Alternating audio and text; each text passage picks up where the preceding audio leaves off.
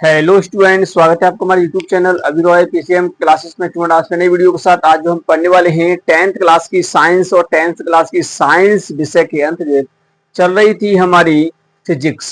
और फिजिक्स का first chapter चल रहा है जिसका नाम है प्रकाश का परावर्तन तथा अपवर्तन। इसका लेक्चर 5वां है। ये 4 लेक्चर हमने देख ली है। क्लियर। देखिए, वैसे तो हमारा ये एनसीईआरटी का 9वां अध्याय है, परंतु हम इसको फर्स्ट चैप्टर कह रहे हैं क्योंकि हम फिजिक्स पढ़ रहे हैं और फिजिक्स का ये पहला ही चैप्टर है। Clear student. तो आज के इस वीडियो में क्या देखने वाले हैं, आज के इस लेक्चर में देखने वाले हैं गोलीय दर्पण से संबंधित महत्वपूर्ण परिभाषाएं जो कि बोर्ड एग्जाम में आपकी पूछ ली जाती हैं। क्लियर। तो आज के इस वीडियो में हम इन परिभाषाओं को देखेंगे और आप एक एक परिभाषा को अपनी कॉपी पर नोट करना क्योंकि इससे प्रश्न बोर्ड एग्जाम में आ जाता है। क्लियर।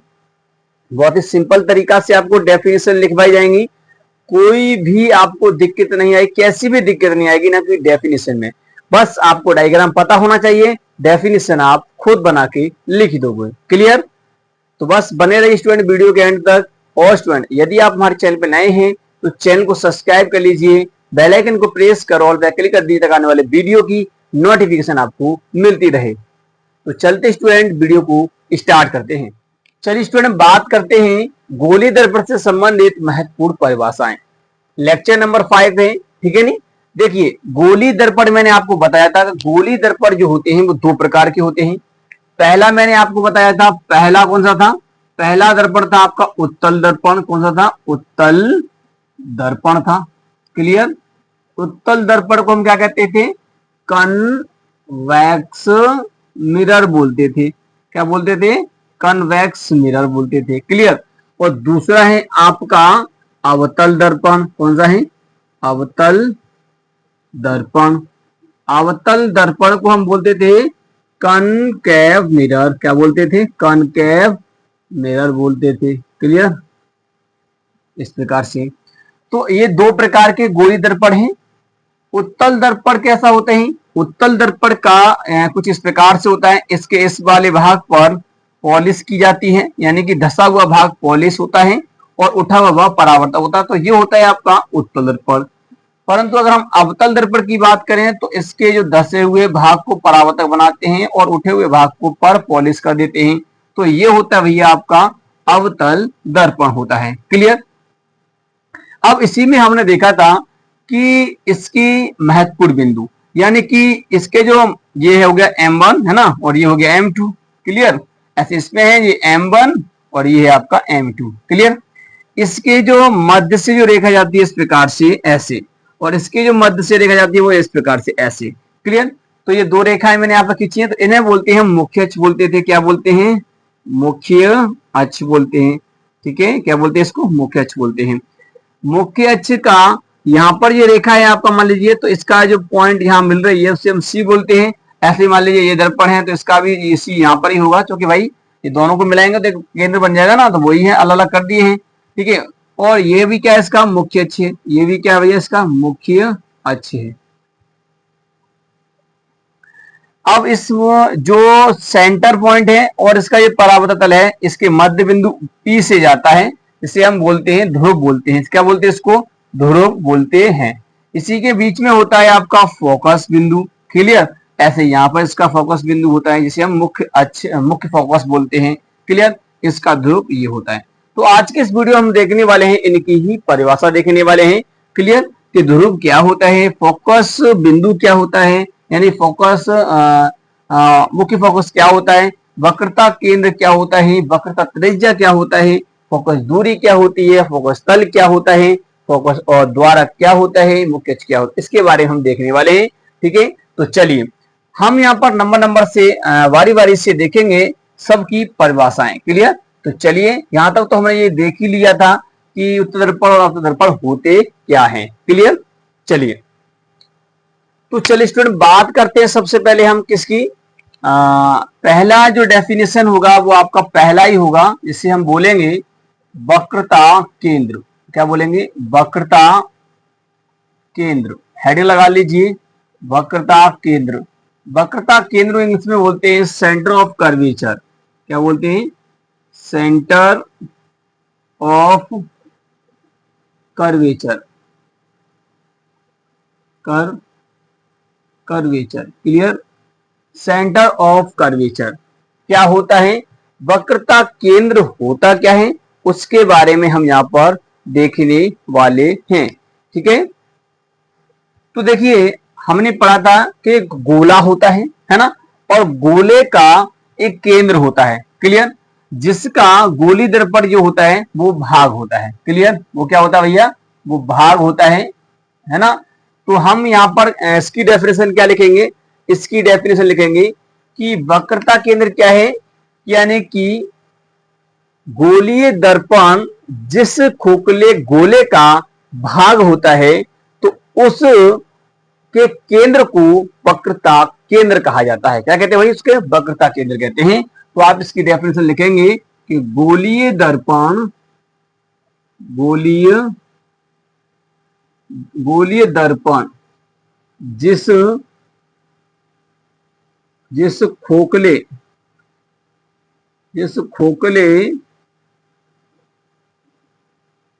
गोले का, गोली दर्पण जिस खोखले गोले का भाग होता है, तो गोले के उस केंद्र को वक्रता केंद्र कहा जाता है। क्या कहते हैं भाई, उसके वक्रता केंद्र कहा जाता है, क्लियर। उसे हम क्या बोलते हैं, वक्रता केंद्र कहते हैं। इसे किससे दिखाते हैं, इसे कैपिटल सी से प्रदर्शित करते हैं, प्रदर्शित किया जाता है,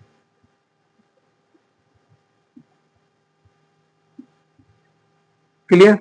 तो ये होता है गोली दर्पण जिस खोखले गोले का भाग होता है, तो उस गोले के उस केंद्र को, तो गोले के उस केंद्र को हम क्या कहते हैं, वक्रता केंद्र यानी कि सेंटर ऑफ कर्वेचर कहा जाता है। इसे हम सी से प्रदर्शित करते हैं, ये आपको ध्यान में रखना है, क्लियर। जैसा कि मैंने आपको पहले ही बता दिया था कि किस प्रकार से होता है, यानी कि गोला होता है एक गोल, बिल्कुल कैसा होता है भाई, एक गोल होता है इस प्रकार से, यानी कि समझ सकते हैं ऐसे करके, ये गोल है, क्लियर। और इस गोले का एक केंद्र तो होगा ही होगा, है ना। अगर मैं आप इसको अलग अलग कर देंगे, इस प्रकार से अलग कर दोगे, तो ये भैया इसके दो भाग हो जाएंगे, तो इसी केंद्र को कहते हैं सी बोलते हैं, है ना। अगर आप इसके अलग करने के बाद इस पर पॉलिश कर दो, इस पे मान लिया आपने पॉलिश कर दिया, ये इस पे पॉलिश कर दिया तुमने, क्लियर। और ऐसे आपने अंदर वाले में पॉलिश यहाँ पर कर दिया, क्लियर, इस प्रकार से। तो अब आपके क्या बन गए, ये दर्पण बन गए ना, बन गए, तो ये दर्पण बन गए। तो गोली दर्पण जिस गोले का भाग होता है, उसके केंद्र को वक्रता केंद्र कहते हैं। तो ये होता है इसका वक्रता केंद्र, क्लियर स्टूडेंट। उम्मीद करते हैं आपको डेफिनेशन समझ में आ गई। गोली दर्पण जो आपको दिखाई दे रहा है, ये गोली दर्पण जिस खोखले गोले के भाग होता है, तो गोले के उस केंद्र को हम वक्रता केंद्र कहा जाता है। उसी केंद्र को कहते हैं वक्रता केंद्र कहते हैं, क्लियर। तो ये हो गया इसका पहला डेफिनेशन। चलिए दूसरा हम इसका देखें, दूसरा लिखिए। दूसरा है, हम दर्पण का जो आपको है ध्रुव की बात करते हैं। किसकी बात करते हैं, ध्रुव, क्लियर, ध्रुव की बात करते हैं। इसे इंग्लिश में पोल कहा जाता है। क्या बोलते हैं भाई, इसको पोल कहते हैं। अब पोल होता क्या है, तो समझिए, जो आपको ये वाला भाग दिखाई दे रहा है ना, ये परावर्तक वाला भाग, ये देखिए, ये इसका M1 है, तो ये M2 है, ऐसे ये M1 है, तो ये M2 है, क्लियर। ये परावर्तक भाग है, ये वाला, ये आपको ऊपर दिखाई दे रहा है, ये वाला भाग जो है आपका, ये परावर्तक भाग है, ये वाला, ये ठीक है नहीं, ये वाला भाग। तो ये सब परावर्तक भाग है। इस परावर्तक भाग पर एक मध्य बिंदु होता है, जिससे हम बोलते हैं P। क्या बोलते हैं, P। जो यहां से हम इसको एक रेखा खींच सकते हैं इस प्रकार से, ऐसे करके, क्लियर, ऐसे करके, है ना, इस प्रकार से जाएगी, यानी आर पार जाएगी, यहां से इस प्रकार से हम कह सकते हैं ऐसे करके निकल जाएगी, क्लियर। तो यहाँ पर जो होता है इसे हम P बोलते हैं, तो इसी को बोलते हैं ध्रुव, यानी कि क्या है, द्वारक का एक मध्य बिंदु है, तो इसे बोलते हैं ध्रुव बोलते हैं। तो गोलीय दर्पण के परावर्तक भाग के मध्य बिंदु को ध्रुव कहा जाता है। क्या बोलते हैं भैया, उसे हम ध्रुव बोलते हैं। तो इसकी डेफिनेशन क्या होगी, तो आप इसकी डेफिनेशन लिखेंगे, गोलीय दर्पण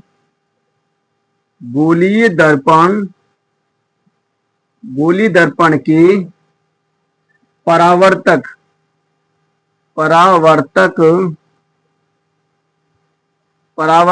पृष्ठ के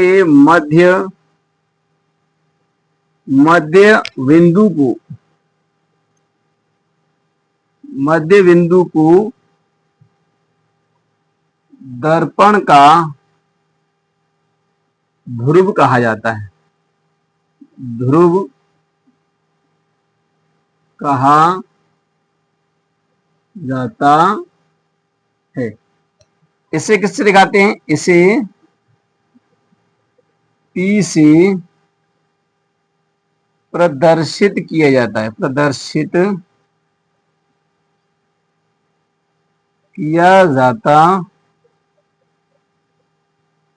क्लियर स्टूडेंट। तो इसे हम P से दिखाते हैं। दर्पण का ये द्वारक है, ये आपको ध्यान रखना, ये मतलब ये परावर्तक वाला भाग, ये वाला भाग तो परावर्तक, ये पॉलिश वाला है, ऐसे इसमें होगा ये P, है ना। तो ये वाला जो भाग है इसका परावर्तक वाला, तो इसका जो मध्य बिंदु है, यहां से यहां तक ये रेखा खींची गई है, ये मध्य बिंदु पर खींची गई है, तो ये मध्य बिंदु को हम कहते हैं ध्रुव कहते हैं। क्या बोलते हैं, ध्रुव कहा जाता है। क्लियर, क्या कहते हैं भैया, इसको ध्रुव कहते हैं। जो दर्पण का जो मध्य बिंदु होता है उसे हम बोलते हैं, मतलब दर्पण का जो परावर्तक वाले का भाग का ये मध्य बिंदु जो होता है उसे हम ध्रुव कहते हैं। क्लियर, यहां तक आपको समझ में आ रहा है स्टूडेंट, तो यहां तक आपको क्लियर हो गया होगा। चलिए अब आगे हम देखते हैं, यहां पर इसको नोट कर लीजिए, आगे हम इसकी और डेफिनेशन देखते हैं। तो चलिए स्टूडेंट बात करते हैं, मुख्य अक्ष की बात करते हैं। तो मुख्य अक्ष क्या होता है, तो जैसा कि हमने आपको बताया था कि यानी कि ये दर्पण होता है, ये मान लीजिए आपका क्या है, ये दर्पण है। क्लियर, और इस दर्पण का ये वाला पॉलिश वाला भाग है। आप किसी भी एक दर्पण को ले सकते हैं, उत्तल हो चाहे अवतल, ठीक है। ये वाला M1 वाला सिरा है और ये M2 वाला है। क्लियर, आपको मैंने बताया था इसका एक वक्रता केंद्र होता है ये वाला, और यहां से यहां पर जो रेखा होती है इसे हम P बोलते हैं। क्लियर, तो इस प्रकार से अगर एक रेखा खींच दो यहां से ऐसे करके, ठीक है, तो ये तो P होता है, तो ये वक्रता केंद्र C होता है। क्लियर, तो इसे ध्रुव बोला जाता है। तो जो रेखा आप देख रहे हो वक्रता केंद्र और ध्रुव को मिलाने वाली रेखा को हम बोलते हैं मुख्य अक्ष। क्या बोलते हैं, मुख्य अक्ष बोलते हैं। तो वक्रता केंद्र और ध्रुव को मिलाने वाली रेखा को हम कहते हैं मुख्य अक्ष। तो ये होता है इसका मुख्य अक्ष होता है। क्या होता है, मुख्य अक्ष होता है, यानी कि प्रिंसिपल एक्सिस बोलते हैं इसको। ठीक है, तो आप इसकी डेफिनेशन किस प्रकार से लिखेंगे, तो इसकी आप डेफिनेशन लिखेंगे, दर्पण के, गोलीय दर्पण के, गोलीय दर्पण के ध्रुव, यानी कि हम P, ठीक है नी, गोलीय दर्पण के ध्रुव तथा वक्रता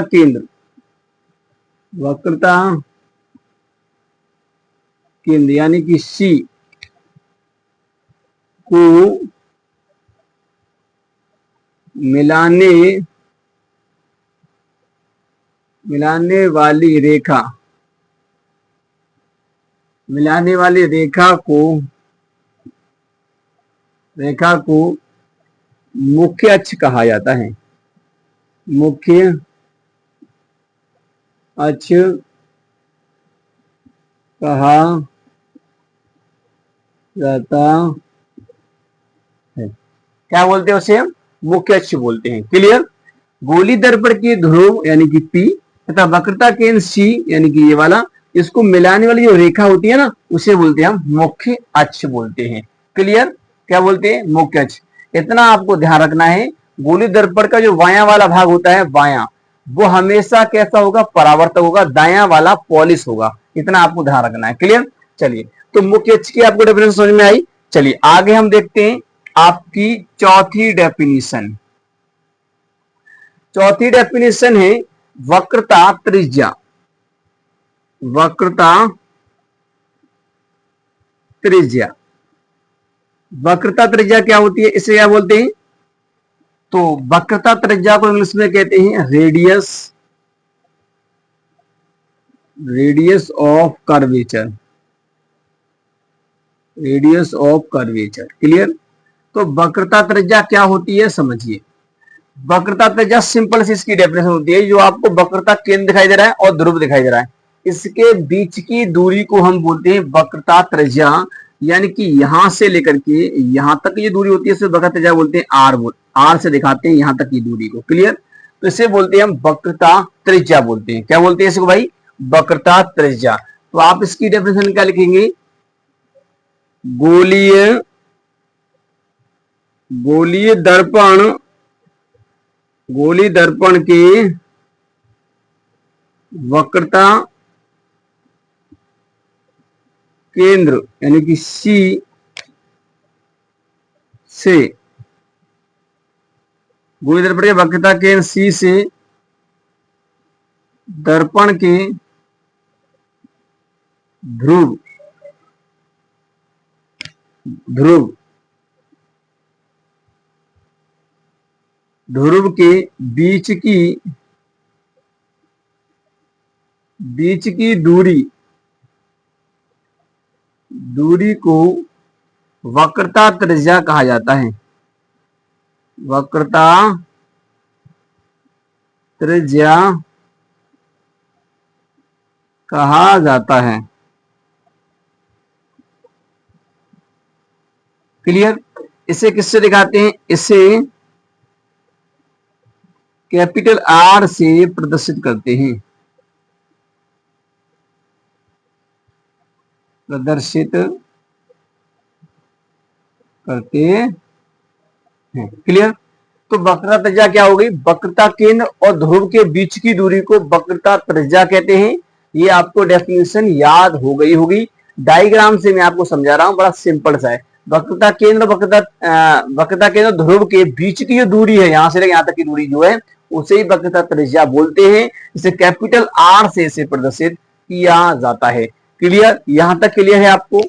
चलिए अब आगे की कुछ और डेफिनेशन देखते हैं, इनको नोट कर लीजिए। चलिए स्टूडेंट अब आगे बात करते हैं मुख्य फोकस क्या होता है, प्रिंसिपल फोकस। प्रिंसिपल फोकस क्या होता है उसको हम बात करते हैं, ठीक है नहीं? तो देखिए मुख्य फोकस है क्या चीज?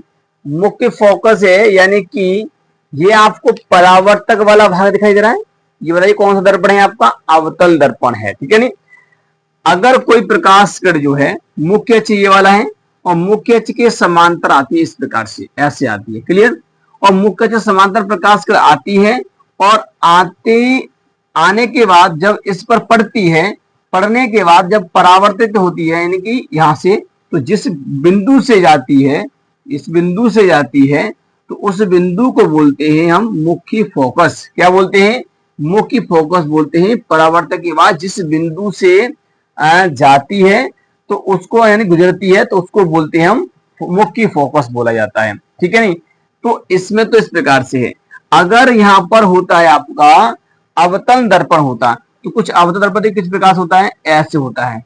अवतल दर्पण में यहाँ पॉलिश होती है ना, इस प्रकार से। तो ये उठा हुआ भाग ऐसा होता है।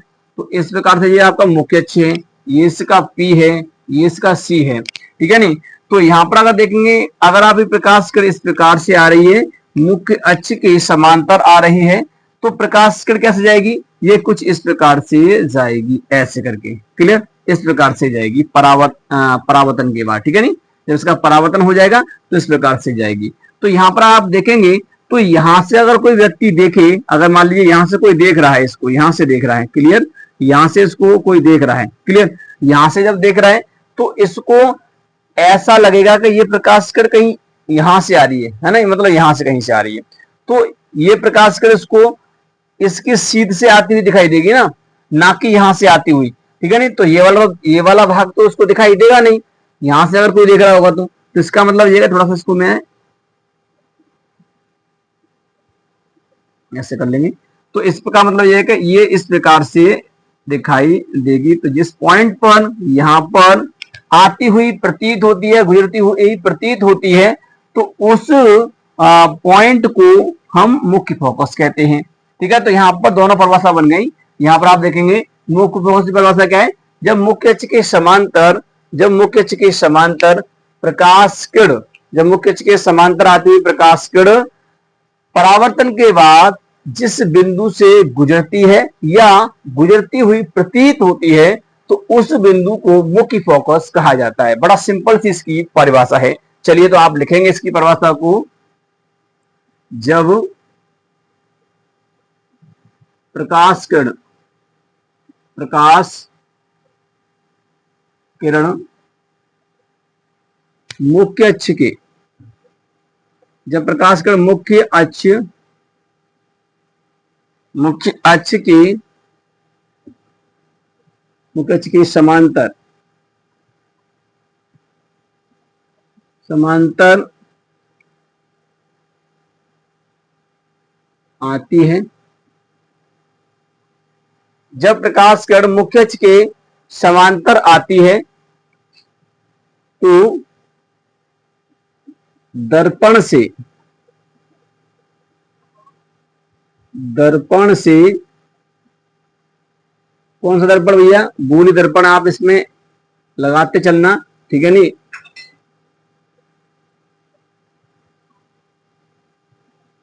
गोलीय दर्पण से, गोलीय दर्पण से परावर्तन के बाद, परावर्तन के बाद जिस बिंदु से, जिस बिंदु से गुजरती है,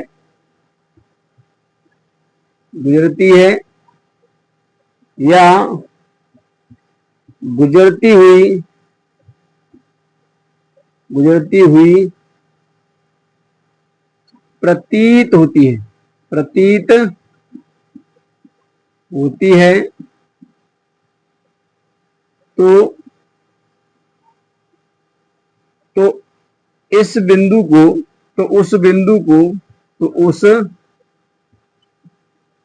बिंदु को गोलीय दर्पण का, गोलीय, गोलीय दर्पण का मुख्य फोकस कहा जाता है, मुख्य फोकस कहा जाता है। क्लियर। इसे किससे दिखाते हैं, इसे कैपिटल एफ से प्रदर्शित करते हैं, प्रदर्शित करते हैं। Clear student. तो ये होता है, जब प्रकाश किरण मुख्य अक्ष के समांतर आती है, तो गोली दर्पण से परावर्तन के बाद, जब प्रकाश किरण मुख्य अक्ष के समांतर आती है, तो गोली दर्पण से परावर्तन के बाद जिस बिंदु से गुजरती है या गुजरती हुई प्रतीत होती है, तो उस बिंदु को, तो उस बिंदु को गोली दर्पण का मुख्य अक्ष यानी मुख्य फोकस कहा जाता है। क्या कहते हैं उसे, मुख्य फोकस कहते हैं। इसे कैपिटल एफ से प्रदर्शित करते हैं, ठीक है नहीं। तो ये होती है इसकी मुख्य फोकस की परिभाषा। Clear student. चलिए, इसे नोट कर लीजिए। अब हम आगे की तरफ देखते हैं, कुछ और परिभाषा यहां पर देखते हैं। चलिए स्टूडेंट, बात करते हैं आगे हम अगली डेफिनेशन की, यानी डेफिनेशन नंबर 6, यानी कि फोकस दूरी क्या होती है, फोकल लेंथ क्या होती है। ठीक है नहीं, हम फोकल लेंथ की यहाँ पे बात करेंगे। तो फोकस दूरी है क्या चीज, ठीक है नहीं। समझिए, ये फोकस जो बिंदु आपको दिखाई दे रहा है, ये फोकस, मुख्य फोकस जो दिखाई दे रहा है, तो मुख्य फोकस से दर्पण के ध्रुव के बीच की दूरी को हम फोकस दूरी कहते हैं। तो यहाँ की जो इतनी जो बीच की दूरी होती है, उससे हम क्या कहते हैं, फोकस दूरी कहते हैं, सिंपल। तो इसकी परिभाषा होगी, गोलीय दर्पण, गोलीय दर्पण के मुख्य फोकस, मुख्य फोकस तथा ध्रुव P के बीच की दूरी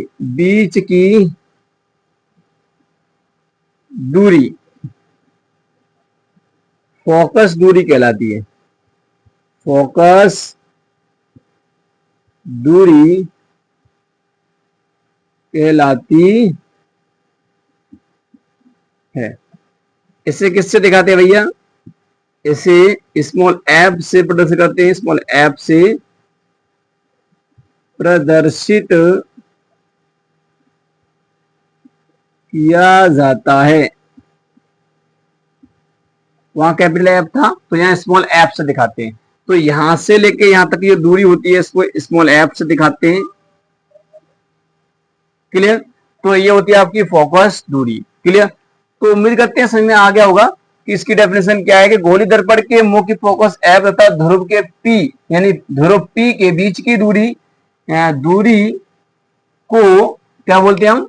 बीच की दूरी को फोकस दूरी बोला जाता है। फोकस दूरी कहलाती है। ठीक है नहीं? के बीच की दूरी फोकस दूरी कहलाती है। सिंपल सा है, कोई बात नहीं, इस प्रकार से रहने देंगे, को हटा देंगे। गोली दर्पण के मुख्य फोकस एफ तथा ध्रुव के बीच की दूरी फोकस दूरी कहलाती है। इसे स्मॉल एफ से प्रदर्शित करते हैं। क्लियर? यहां से लेकर यहां तक की दूरी जो होती है। चलिए अब आगे चलते हैं। आगे हम बात करते हैं फोकस तल क्या होता है। ठीक है नहीं? ये आपकी डेफिनेशन 7। क्लियर? फोकस तल, फोकस तल, ठीक है नहीं? तो फोकस तल क्या होता है? तो हम बात करेंगे फोकल प्लेन। फोकल प्लेन होता क्या है? क्लियर? फोकस तल समझिए, बड़ा सिंपल सा है इसका डेफिनेशन। जो फोकस तल क्या होता है? फोकस तल होता है यानी कि मुख्य फोकस के लंबवत खींचा गया तल को फोकस तल कहते हैं। तो इसके जो लंबवत खींचा जाएगा, इस प्रकार से जो खींचा जाएगा, उसे हम बोलेंगे भैया फोकस तल बोलेंगे। क्या बोलेंगे इसको हम? फोकस तल बोलेंगे। क्लियर? तो चलिए, तो इसकी डेफिनेशन क्या हो जाएगी? मुख्य फोकस मुख्य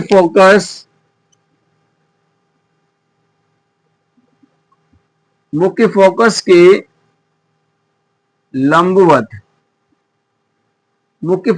लंबवत खींचा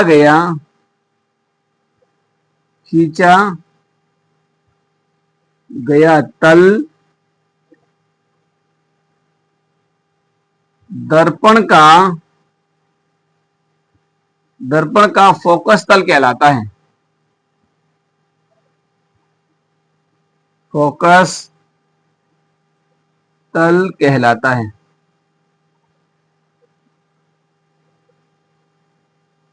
क्लियर? फोकस तल कहते हैं इसको। क्लियर? इससे किसी से प्रदर्शन नहीं करते हैं, परंतु आप देखेंगे ये काल्पनिक पृष्ठ है जो यहाँ पर खींचा गया है इस प्रकार से, है ना? तो इसके जो लंबवत जो खींचा जाएगा उसे हम बोलेंगे फोकस तल बोलेंगे। Clear student? तो उम्मीद करते हैं फोकस तल की डेफिनेशन आपको समझ में आ गई होगी। चलिए अब हम बात करते हैं फोकस गोली दर्पण जो होता है उसका द्वारक क्या होता है। द्वारक किसे कहते हैं? चलिए उस डेफिनेशन को भी यहाँ पर देख लेते हैं, इसको नोट कर लीजिए। चलिए स्टूडेंट बात करते हैं, लास्ट हमारी जो डेफिनेशन है वो है द्वारक। द्वारक क्या होता है उसको हम बात करते हैं, अपर्चर बोलते हैं इसको। ठीक है नहीं? तो द्वारक होता क्या है समझिए। आपको पता है कि ये आपका परावर्तक तल है। क्लियर? क्या है ये आपका? ये परावर्तक तल है। क्लियर? तो इस तल के जो चौड़ाई है आपकी, यहां से लेके यहां तक ये चौड़ाई है, तो उसको बोलते हैं द्वारक। ठीक है नहीं? गोलीय दर्पण के परावर्तक भाग के चौड़ाई को गोलीय दर्पण का द्वारक कहा जाता है। सिंपल सी इसकी परिभाषा है। तो आप लिखेंगे कि गोलीय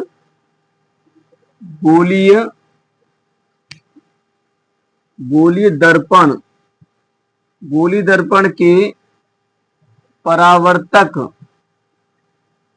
भाग को भाग की चौड़ाई को चौड़ाई